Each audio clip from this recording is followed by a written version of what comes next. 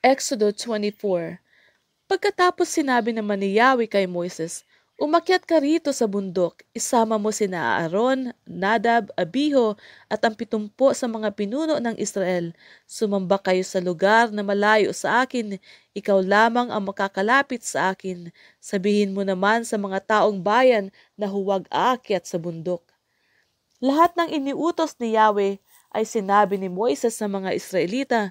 Ang mga ito na may sabay-sabay na sumagot, "Lahat ng iniuutos ni Yahweh ay susundin namin."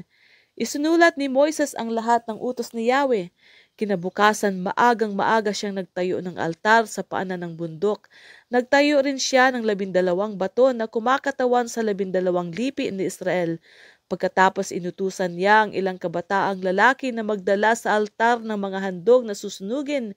Sila rin ang inutusan niyang pumatay ng mga hayop na gagamitin bilang handog sa pakikipagsundo kay Yahweh.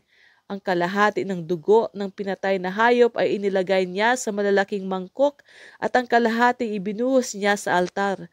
Kinuha niya ang aklat ng tipan at binasa ng malakas. Sabay-sabay namang sumagot ang mga Israelita, "Susundin namin ang lahat ng utos ni Yahweh." Pagkatapos kinuha ni Moises ang mga mangkok ng dugo at minisika ng mga tao. Sinabi niya, "Ang dugong ito ang siyang katibayan ng pakikipagtipang ginawa sa inyo ni Yahweh sa pagbibigay sa inyo ng kautosang ito." Umakyat nga sa bundok sina Moises, Aaron, Nadab, Abiho at ang 70 pinuno ng Israel. Doon nakita nila ang Diyos ng Israel. Ang kanyang tuntungan ay parang bughaw na safiro at nakakasilaw na parang langit.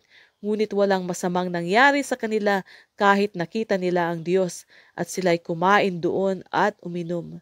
Sinabi ni Yahweh kay Moises, "Umakyat ka rito. Maghintay ka at ibibigay ko sa iyo ang mga tapyas ng batong kinasusulatan ng mga kautusan at ng mga tagubilin. Sinulat ko ito upang maging tuntuning ituturo mo sa mga tao."